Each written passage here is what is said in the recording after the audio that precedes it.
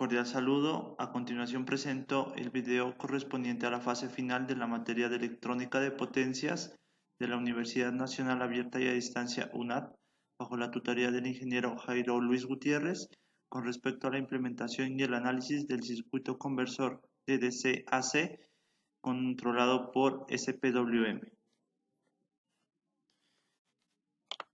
Las características que nos solicitaban para dicho circuito son las siguientes.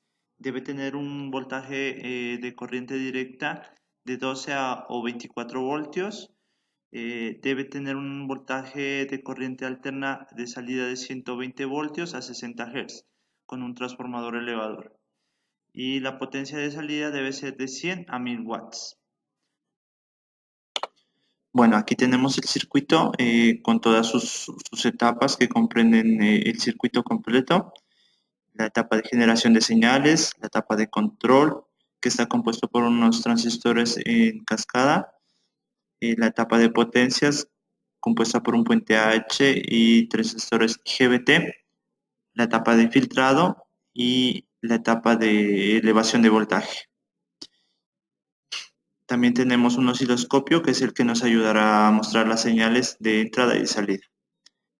En la parte inicial, en la parte de generación de señales, tenemos el generador de señales, en este caso triangulares, pues que nos lo suministra Proteus, y la generación de señal sinusoidal, que también nos ayuda a Proteus con el generador de señales sinusoidales.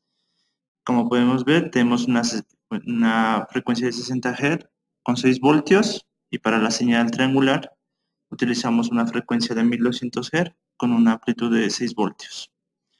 El circuito está alimentado con 12 voltios, como dice la guía, y la generación debería ser de 120 voltios.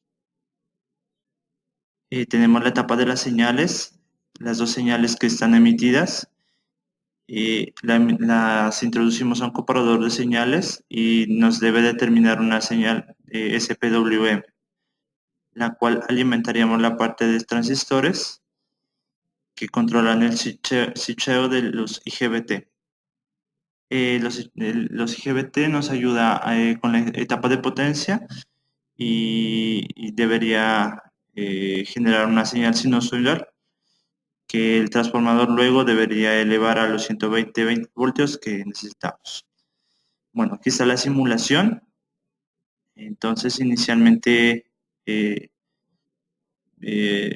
encenderemos el canal A para verificar la señal de entrada. En el canal A tenemos la entrada triangular generada por el generador de señales. En el canal B tenemos la señal sinusoidal. Y luego en el canal C de estas dos señales introducimos al comparador para que podamos generar la señal SPWM. Miramos la salida en el canal C. Apagamos los otros canales para poder determinar bien la señal SPWM, la cual ingresa a los transistores.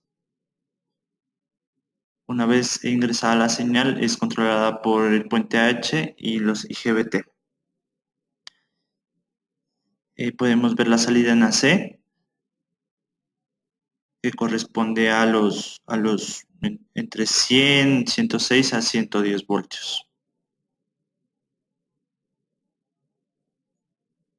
Aquí podemos ver los 110 voltios a la salida.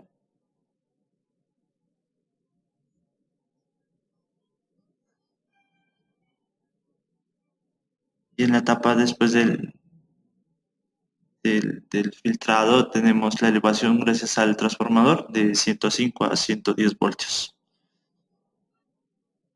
Entonces vamos a ver la señal de salida después de la etapa del transformador.